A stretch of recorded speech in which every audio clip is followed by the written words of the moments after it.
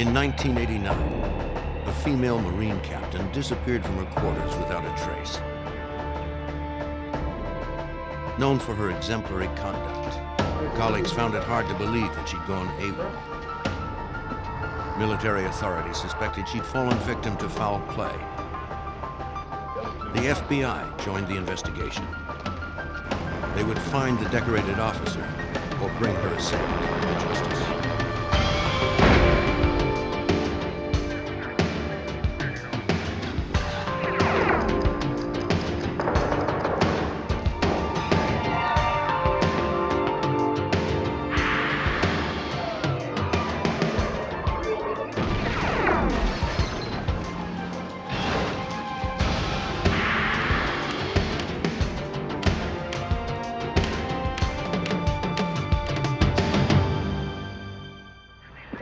Shirley Russell was a determined woman, determined enough to reach the rank of captain in the United States Marine Corps.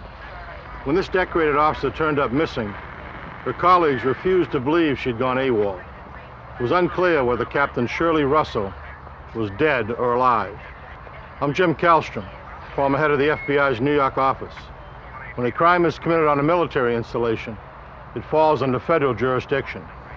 Agents would have to rely on their dedication and instinct to solve the mystery of her disappearance.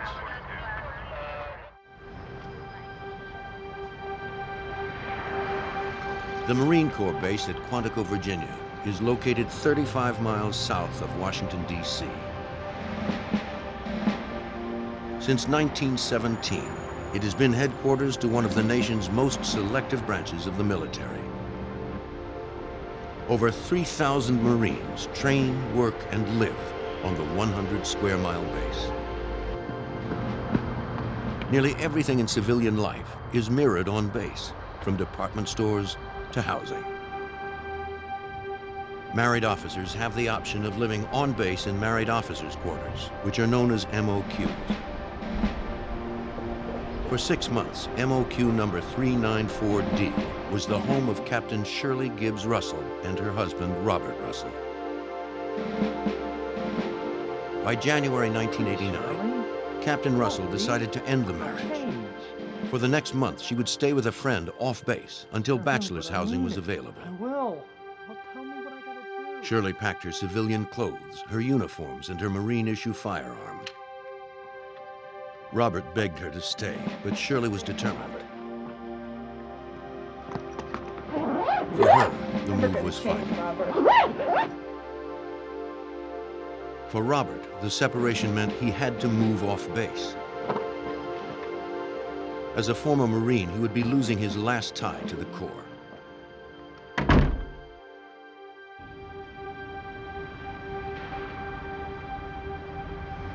Captain Russell continued to advance in her career as the adjutant to the commanding officer of the support battalion at the Marine Basic School.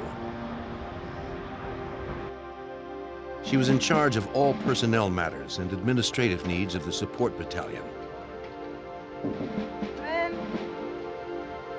She was known as a dedicated Marine by her peers and by her commanding officer, Lieutenant Colonel James Hodges. When I first met Shirley Russell, I was very impressed with the fact that she was a black female captain, because we just don't have that many in the Marine Corps, and that she had come from a poor background and was making something of herself, and she seemed so energized and so eager to keep moving up the rank structure. Captain Russell? While assigned together, they built a friendship based on mutual respect. I can't talk to you right now. Now is not a good time. Hodges knew that Shirley's marriage was in trouble. I'll have to talk to you later. My relationship with Shirley Russell was very special, even though that I was her commanding officer and her ultimate boss, if you will. I was very close to her as sort of a big brother mentor. And we talked sometimes, after working hours about her situation, her marriage, her past, and so forth. Thank you, sir. On Thursday, March 2nd, about a month after her split with Robert, Shirley requested leave from work. She needed to clean her former quarters and finalize her legal separation. 4 days later, on Monday, March 6th, Hodges arrived at the office expecting to find Shirley at her desk. He was surprised to find her office empty.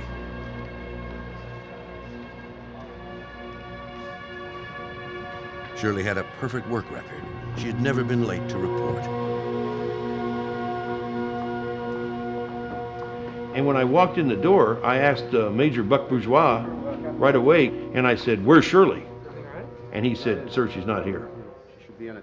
And instantly, I felt like, oh no, something has happened to her. Lieutenant Colonel Hodges investigated the unauthorized absence. Captain Russell had recently moved into bachelor officers' quarters on base. Hodges hoped he would find her at home. Captain Russell. Captain Russell. Open the door, Corporal, please, sir. As the missing captain's commanding officer, Hodges had authorization to search the room. Captain Russell. There was no sign of her, and no indication she had moved out. Lock up, Corporal. Yes, sir. The Marines returned to the office and contacted the captain's husband, who now lived off base. Hodges knew that Robert Russell had helped Shirley clean and paint their vacated quarters over the weekend.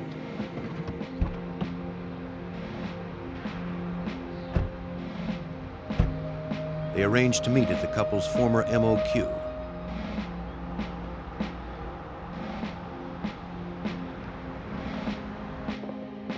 The Marine officers inspected the residence.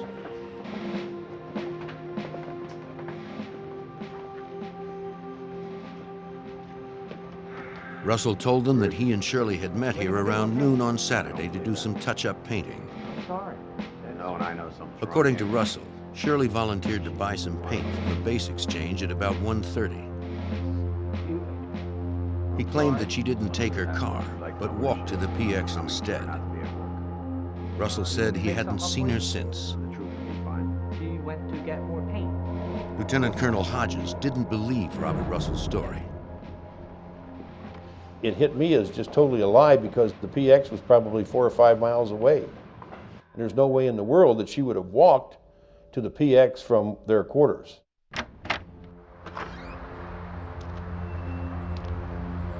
Outside the quarters, the officers also inspected Russell's storage shed. On the floor, Colonel Hodges noticed a rust-colored stain. Russell dismissed it as paint. Hodges was skeptical. He was no expert, but to him, it looked like blood.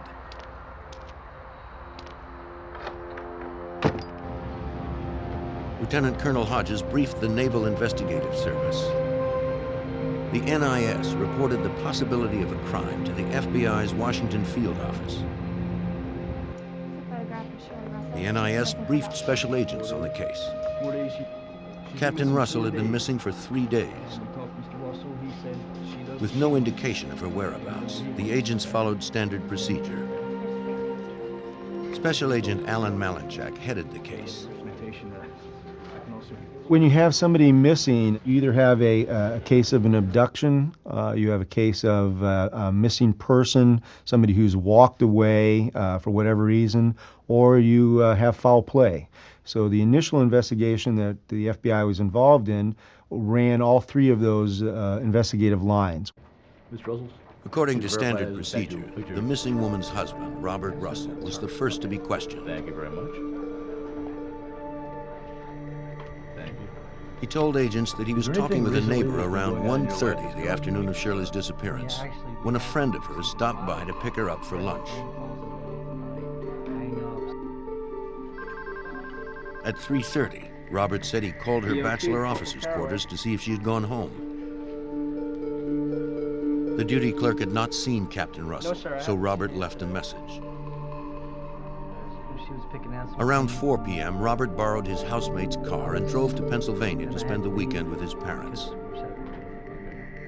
feel personally threatened by this, or did your wife? During the first interview that I had with Robert Russell, he was very calm, very businesslike, wanted to assist the FBI in the investigation, and provided me with multiple locations of where Shirley might be, who she may be associated with, what could have happened. Midnight phone calls. Russell thought it was possible someone had abducted or harmed her. Though Shirley had no enemies, the couple had experienced some trouble due to their interracial marriage. Russell told agents he and his wife frequently visited his hometown near Mahanoy City, Pennsylvania. One afternoon, while shopping, the Russells were harassed by racists.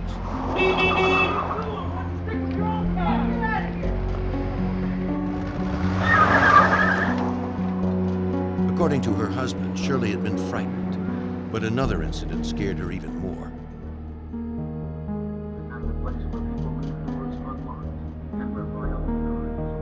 An unidentified man had called their house on base.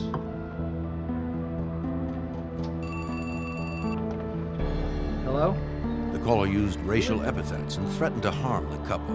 How'd you get my number? Whoever the caller was knew where the Russells lived.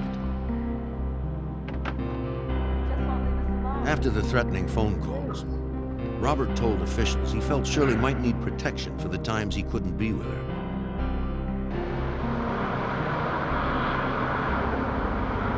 At a pawn shop near base, Robert picked out a .25 caliber Raven semi-automatic just 2 days before Shirley disappeared.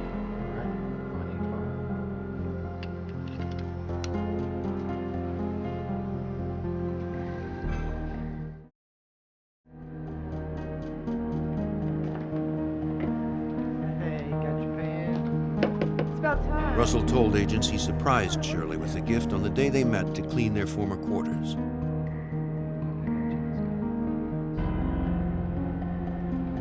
I want you to be safe. According to Russell, Shirley was appreciative of the pearl-handled weapon. Thank you. You're welcome. Agents were suspicious of the story. As a Marine captain, Shirley already had a personal sidearm. If she felt unsafe, why would she need another gun? With Shirley and the gun nowhere to be found, that question would be difficult to answer. Marine Captain Shirley Gibbs Russell had vanished from base housing on March 4th, 1989. Her husband was the last person to have seen her. Agents needed to corroborate his story. The FBI interviewed Marine Captain Patrice Gale. According to Robert Russell, on the day Shirley disappeared, Captain Gale had arrived at Shirley's former residence to pick her up for lunch at about 1:30. Gale confirmed this. Robert also told her that Shirley had gone for paint and hadn't returned. Ran out of paint? Captain Gale thought this was odd. Okay, that's probably a good idea.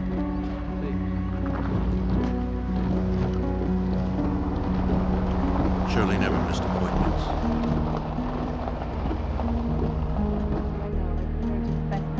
And this one had been especially important. Just a day earlier, Gale had accompanied Shirley to the base legal office to pick up her separation papers. Shirley planned to present them to Robert the day they painted their former quarters. This would make their separation official, and Shirley worried about Robert's reaction. Afterwards, she would need a friend to talk to and ask Captain Gale to meet her. When Shirley failed to show up, Captain Gale worried that Robert had done something to her friend.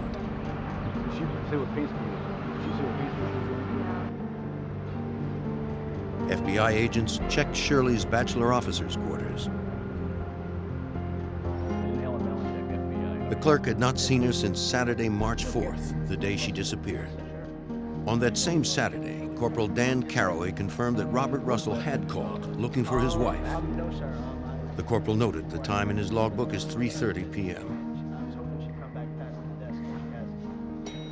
About a half hour after he took the message, Caraway thought he saw Captain Russell. She was talking on the telephone. He recalled that she was wearing jeans and a maroon sweater. He wanted to give her the message that her husband had called, but he was distracted. By the time Caraway was free, the woman he thought was Captain Shirley Russell was gone. His description contradicted Robert Russell's statement that Shirley had been wearing a blue jogging outfit. The corporal also only saw the woman from behind. He never got a good look at her face. Thank you very much. If you need anything else, I'll get in touch with you, okay? Have a good day, sir. You do the same now. Agents doubted if she ever returned to her apartment. They found no trace that Shirley had changed her clothes or brought back the separation papers.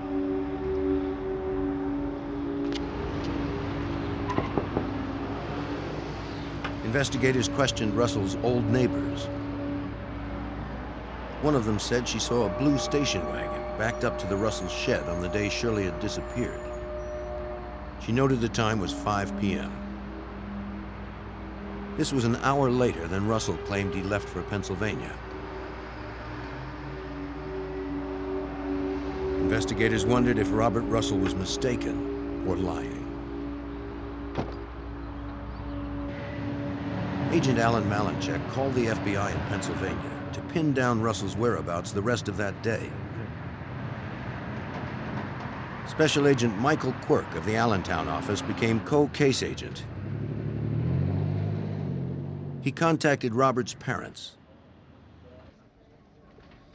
Robert Russell had traveled to St. Clair, Pennsylvania on March 4th, 1989, and he stayed with his family the weekend of March 4th, March 5th. FBI interviews with Russell's family confirmed he had arrived alone. None of them had seen Shirley. The FBI launched a media campaign seeking the public's help. Captain Shirley Gibbs Russell's photo was featured in television and newspaper stories. Leads began to pour in. Midway between Quantico and Robert Russell's hometown, a clerk in York, Pennsylvania, called federal authorities. The clerk reported that a young black woman had been in the store on the afternoon of Saturday, March 4th, the day Captain Shirley Gibbs Russell disappeared from Quantico. According to the clerk, the woman bought several items and paid with a check. The clerk asked the woman for identification. She produced a military ID card. She resembled photos the clerk had seen in the newspaper. Do you mind if I look at your bank receipts? The agent asked to see the checks received on that day. Do you mind if I've seen the receipts? Sure. Okay. He found that none of them were written by Shirley Gibbs Russell. Assistant U.S. Attorney Lawrence Leiser worked with the FBI on the case. He noted another detail that suggested the woman in the store was not Captain Russell. The color of the ID and the location of the picture in the ID described as belonging to Shirley Russell was the ID of a dependent military person, not of an active duty military person. There had been no activity since March 4th in Captain Russell's bank or credit card accounts, nor had she called her family or friends. Considering Shirley's stable character, her disappearance didn't make sense to Agent Alan Malinchek. She was the type of person who was going to do very well in the Marine Corps. She would be promoted. She had that capability. She was sharp. She was squared away. She easy to make friends. Everybody that worked with her liked her. She had a lot of stability in her life with regard to church and family. For her to just disappear of her own accord just didn't make any logical sense. With no word from her or a kidnapper, agents believed it was likely that Captain Shirley Gibbs Russell was dead. They were now searching for her body. Dozens of Marines fanned out across the huge base. They searched hundreds of acres of dense woods the Marines used for training. They found no trace of the missing captain. Perhaps Robert Russell knew more about his wife's disappearance than he was telling the FBI. Quantico Marine Base. Agents asked him to submit to a polygraph examination. Lieutenant Colonel Hodges, He agreed. that the last time you saw her, you were painting your quarters, and it was sometime prior to 3 p.m. on Saturday, March 4th? That's correct. As before, agents found him to be cool and cooperative. For almost 3 hours, Robert Russell answered dozens of questions relating to Shirley's whereabouts. Mr. Russell, could you advise me where you... He was subjected to 3 separate exams. Was this red spot paint, Mr. Russell? Yes, it was. Each time, Robert Russell was found to be deceptive. When agents told him the results, Russell seemed unfazed, almost smug.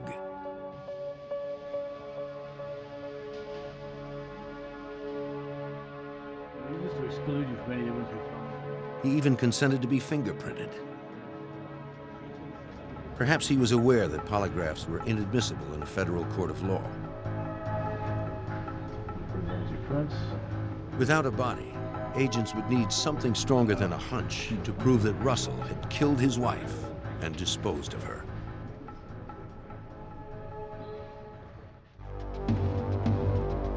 In the spring of 1989, the FBI continued to hunt for the body of Marine Captain Shirley Gibbs Russell. In their search for answers, agents delved deeper into the background of their prime suspect, her husband, Robert Russell. Special Agent Michael Quirk learned that Russell was already married before he met Shirley. He had 2 children with his first wife, Pam. The marriage only lasted 6 years. In 1986, Russell told his wife that he wanted a divorce. He left Pam and their children on Christmas Day. 6 months later, Robert married Shirley while they were both stationed at Parris Island, South Carolina. The FBI learned that Shirley was transferred to Quantico a short time later. They also learned that Robert told friends that the distance was hurting his marriage. He claimed he was leaving the Marine Corps to join Shirley in Quantico in order to stabilize their relationship. But agents discovered a different motive for the move. Agents believed it was unlikely Robert would voluntarily relinquish his rank as captain.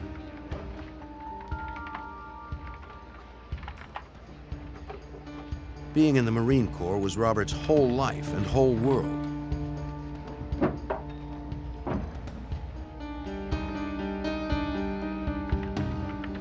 Military records showed that in February of 1988, while stationed at Gulfport, Mississippi, Robert's superiors found that his passion for the Corps did not seem to apply to its regulations.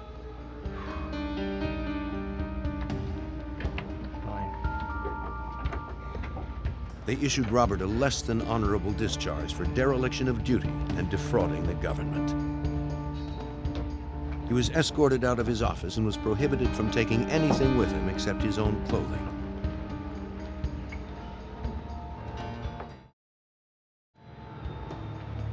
Although Robert was no longer a Marine, he moved into officers' quarters at Quantico based on Shirley's rank of captain.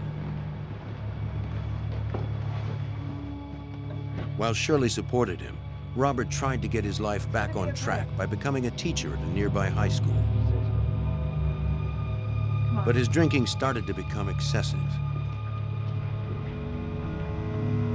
He was getting drunk more often and staying out later. Robert? Shirley was distraught. She joined Al-Anon, a support group for the loved ones of alcoholics. When Robert became physically abusive, Shirley finally left him.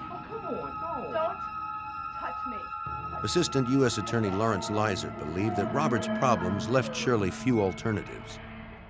She realized the marriage was going nowhere, began to get counseling from a local counseling center that was made available to members of the Marine Corps.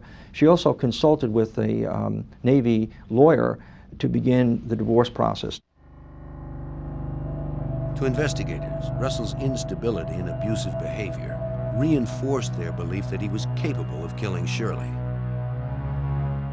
His personality could not tolerate the fact that this black woman, his wife, was a Marine Corps captain who was successful, who was succeeding in her career, and to top it all off, wanted to divorce him. Agents learned that during her separation, Shirley had sought refuge off base with her close friend, fellow Marine Captain Ann Mack. Captain Mack told Agent Malinchek that Shirley was afraid of her husband. She intended to leave him, but needed a place to stay. She had asked Captain Ann Mack if she could stay with her at her townhome in the Springfield, Virginia area, and Captain Ann Mack agreed and laid out some ground rules about Bob Russell not being there, not coming into the house, nothing like that whatsoever. But it was not enough to keep Robert away from Shirley. Mack was worried about her. Mack told investigators that Robert was stalking Shirley. On several occasions, he showed up at the house early in the morning as Shirley was leaving. He harassed his wife until she agreed to spend some time with him.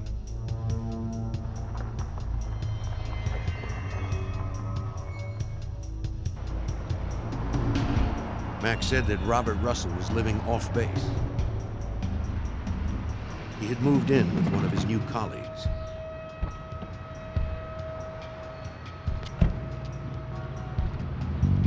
An FBI agent checked the address.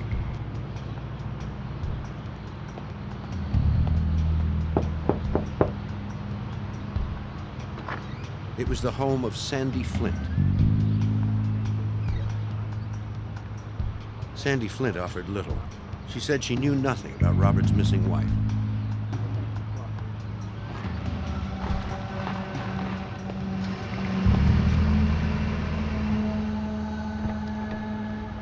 On the way out, the agent met Robert Flint, Sandy's father-in-law. He was a retired painter who had worked at the base at Quantico for 10 years. Mr. Flint told the agent about a conversation he had with Robert Russell 2 days after Shirley's disappearance. Robert Russell asked him how to clean up stains from concrete floors. And the father-in-law had told Bob Russell that you could just use chlorine or soap and water and that would pretty much clean it up or dilute it. And Bob had asked him, well, what if it's blood? And the father-in-law had said, well, you could use muriatic acid. Mr. Flint told the agent something else of interest. Sandy and her husband had recently separated. He suspected Sandy was now having an affair with Robert Russell. With each new person agents interviewed, they found more deception from Robert Russell. If Sandy was indeed involved with Russell, she might know if he had killed Shirley. Agents would inform her it would be unwise to obstruct a federal murder case.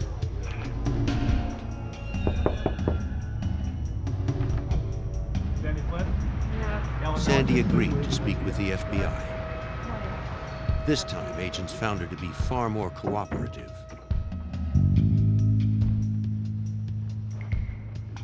She described her role in Robert Russell's obsession. She had admitted to having an intimate affair with Bob Russell while Bob Russell was still married. She advised us that she, at Bob's request, she had surveilled Shirley Russell. She could report to Bob Shirley's activities and whereabouts. He enlisted her as his spy. Sandy told the FBI Russell was convinced that Shirley was having an affair. He wanted to know where Shirley went and who she met.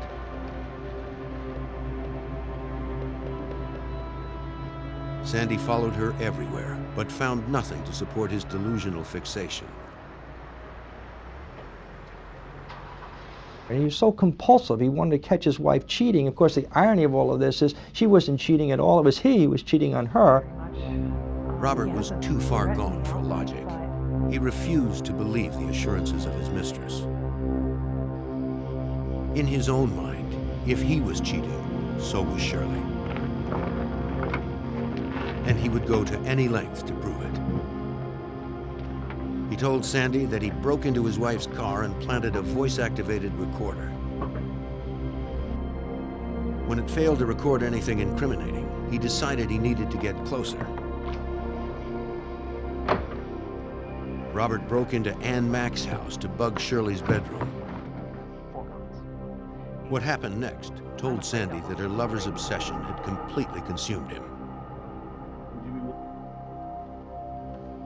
Robert called his mistress from his wife's bedroom, speaking in a whisper.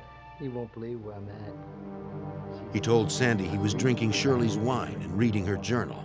Sitting on the bed. Then he said something she would never forget. He had informed her that if Shirley comes missing, it'll be me. I'll have taken care of her. And she had said, "We can't do that. They're going to look for her." He says, "And if anybody questions you on this, deny it. Don't even admit to the conversation we're having now." Sandy's statements were incriminating, but it was her word against his. To corroborate her story, the FBI needed physical evidence. We requested a consent search of Captain Ann Mack's residence and retrieved several items, and some of those items, one was a telephone and one was a wine glass. And when we sent those to the FBI laboratory for analysis, we were able to develop Robert Russell's fingerprints on those items. The FBI now had its first piece of physical evidence to corroborate that Robert Russell obsessively stalked his wife. But without Shirley's body, it was still not enough to charge him with murder. In March of 1989, there was little evidence to link Robert Russell to the murder of his wife, Marine Captain Shirley Gibbs Russell. Early in the investigation, agents learned the suspect had been having an affair with Sandy Flint. Flint now told the FBI more about the day Shirley Gibbs Russell disappeared. She said Robert Russell had borrowed her car, a blue station wagon, to drive to his parents' house in Pennsylvania.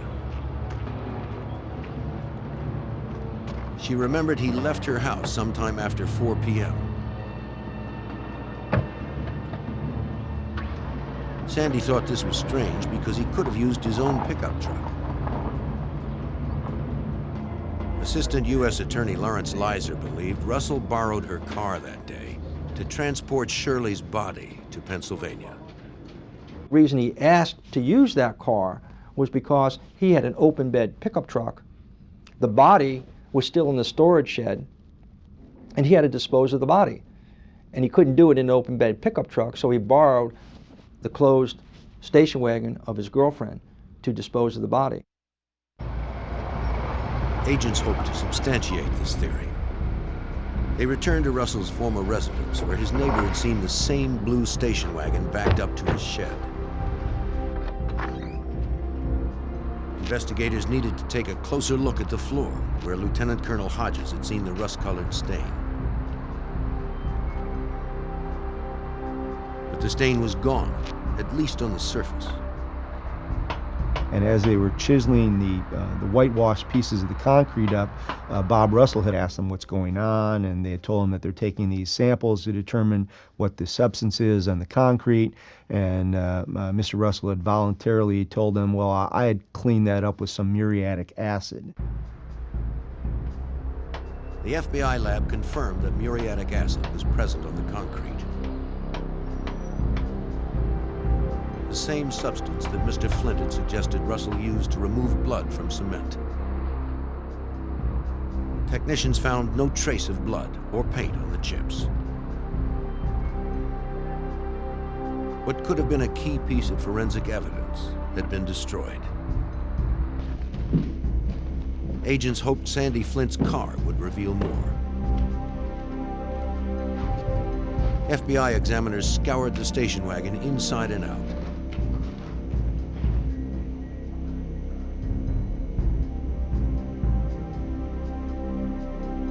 It was unusually clean for an older car that had so recently made a round trip from Virginia to Pennsylvania. It turned out to be another dead end. As the investigation stalled in Virginia, Robert Russell split up with Sandy, packed his things, and moved to Pennsylvania to start a new life. The FBI's investigative focus turned north as well. Agents followed Robert's every move. They observed that while he relied on his parents for support, he was very close to his brothers, Mike and Ron. Agents approached the brothers on several occasions.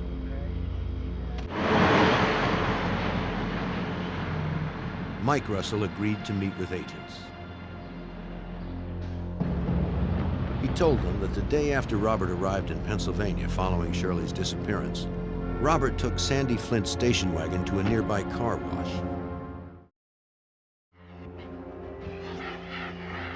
Robert and his brother thoroughly cleaned the inside of the car, vacuuming it and spraying it with deodorizer.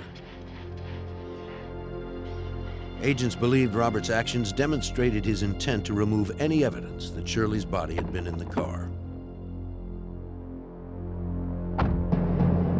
Mike Russell told agents he never saw a body.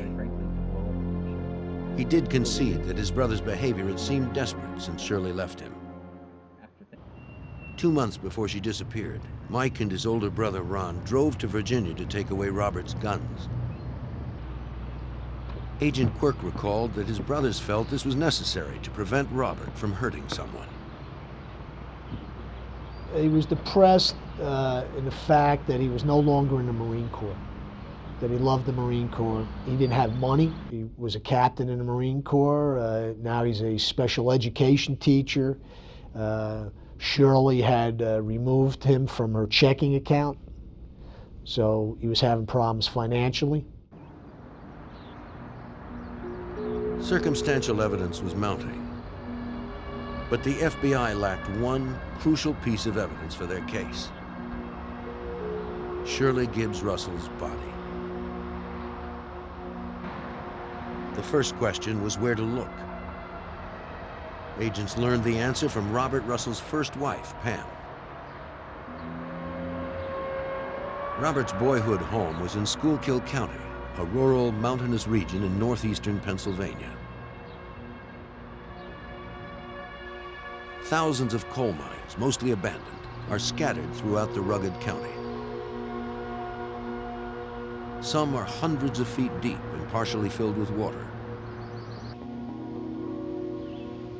As a young man, suspect Robert Russell had spent much of his time hiking and hunting in the region. His family said he knew the place like the back of his hand. A search conducted in this terrain would be daunting, but nobody ever questioned whether it should be done. 150 people participated in the extensive ground search for Shirley Gibbs Russell in early May. Volunteers from the FBI, the Marines, the Naval Investigative Service, and the Pennsylvania State Police participated.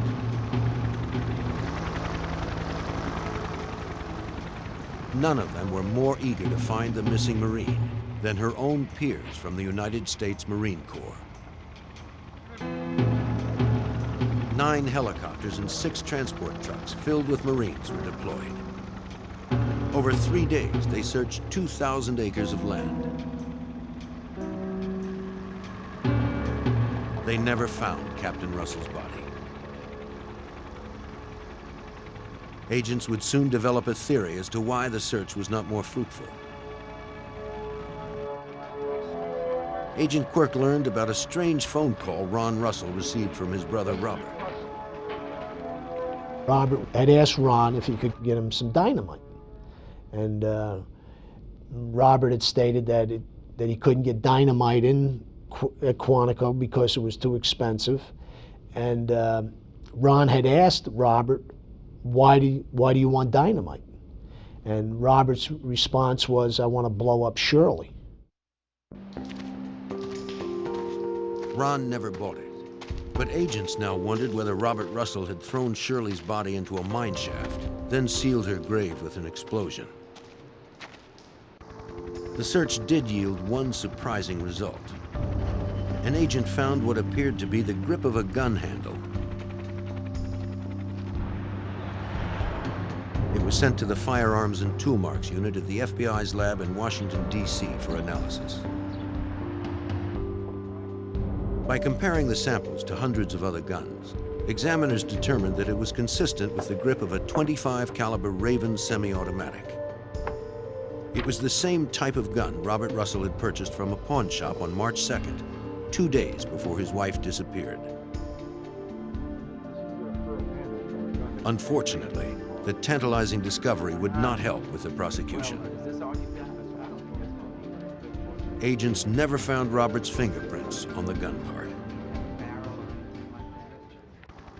To prosecutors, it looked as if the ex-Marine had covered his tracks well. Without a murder weapon or a body, it would be next to impossible to convict Robert Russell of murder. Very clear. After an investigation spanning 2 months, 2 states, and thousands of man-hours, the FBI was no closer to arresting their prime suspect, Robert Russell, for the murder of his wife, Marine Captain Shirley Gibbs Russell. Though agents had gathered a significant amount of circumstantial evidence, Assistant U.S. Attorney Lawrence Leiser didn't have enough physical evidence to prosecute Russell for the crime. We didn't have a body, we didn't have eyewitnesses, we didn't have weapon, and it just took a tremendous amount of investigative skill and effort to put the pieces together, to go out and search out the leads, tremendous amount of hours and energy that these FBI agents took to gather the evidence. Authorities didn't even have enough evidence to make an arrest. Agents were frustrated, as were the hundreds of Marines whose lives had been touched by Captain Shirley Russell. It was like the loss of a child or a dear friend, and there was nothing you could do about it. And what frustrated me so much was she was so close to being extricated from her bad marriage. And for her to be killed, it still bothers me to this day. I mean, it's just one of those things that you just never really totally get over. It looked as if Robert Russell was going to get away with murder. But Russell's past indiscretions would come back to haunt him. We had been contacted by the Naval Investigative Service at Gulfport, Mississippi, that there was some evidence in a locker there that they had maintained from when Bob was discharged from the Marine Corps. And so they sent it to us, and it turned out to be a floppy disk. It had been confiscated when Russell was relieved of duty in Mississippi, a year before Shirley Russell disappeared.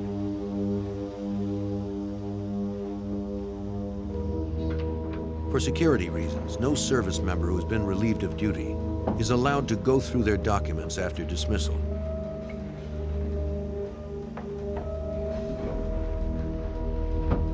One of Russell's former superiors found the disk and read its menu of contents.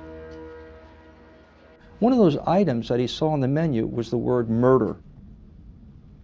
And he pushed the mouse for that, on that word murder, and up came 26 steps, very detailed and elaborate steps on how Robert Peter Russell was planning the murder of Captain Shirley Gibbs.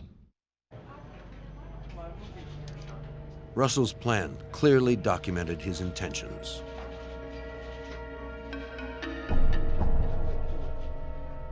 The 26 steps was a very revealing piece of evidence because it showed the man's state of mind, his willingness to even contemplate murdering another human being, let alone his wife. Step 1 is leave Thursday, January 18th for Paris Island. Well, who was at Paris Island? Shirley Russell. Make it look as if she left.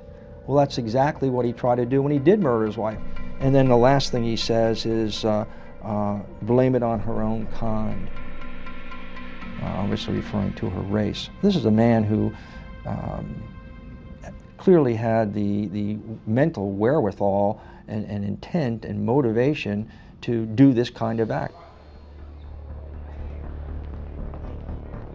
On February 8, 1991, the computer file convinced federal prosecutors to bring charges against Robert Peter Russell for the murder of his wife, Captain Shirley Gibbs Russell. Ironically, Russell was arrested in a prison. Need you to step with us?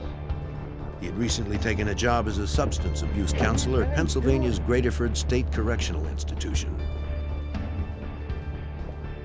York, got exactly. But prosecution would not be easy. Right here. Let's go make some notes. Assistant U.S. Attorney Lawrence Leiser would have to assemble all the pieces of circumstantial evidence like a mosaic. Hopefully, the jury would see the portrait of a killer emerge. Let's see what we got here. Assistant U.S. Attorney and co-prosecutor Michael Rich would help to prepare the case against Russell. It was clear that we were going to have to make it on, circumstantial evidence. A lot of that circumstantial evidence was as a result of what Bobby Russell had been saying and doing since his wife's disappearance in 1989. So the plan was to assemble all that into some sort of coherent scheme and present that.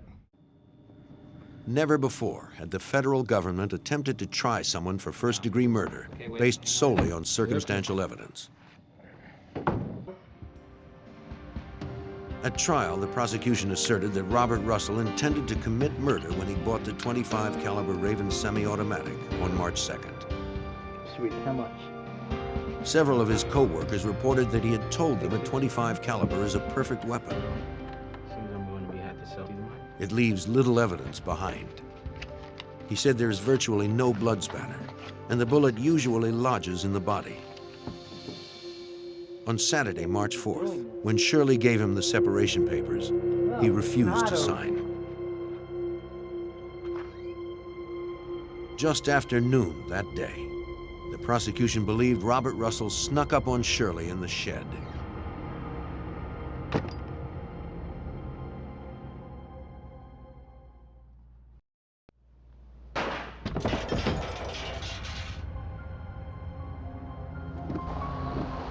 He had to wait for nightfall before he could remove the body. To establish an alibi, he talked with a neighbor and lied to Shirley's friend about his wife walking to the base exchange to buy paint. Okay, that's probably a good idea. See. Around 4 p.m., he went to Sandy Flint's house and borrowed her station wagon.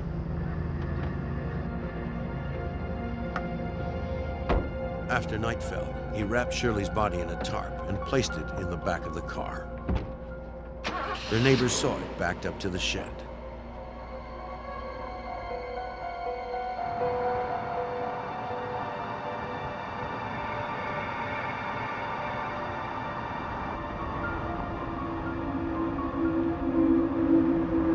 He then drove 4 hours to St. Clair, Pennsylvania with the body in the back of the car.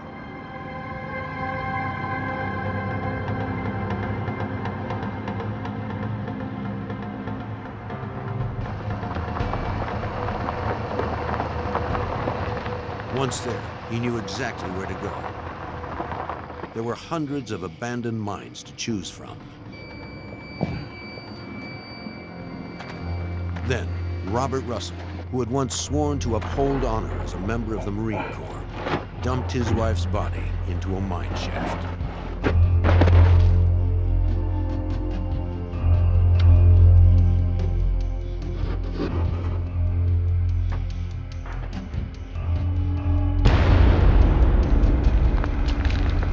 He threw dynamite in to bury the evidence under thousands of pounds of rock. The jurors were convinced. On May 3rd, 1991, Robert Peter Russell was convicted of murdering his wife, Shirley Gibbs Russell.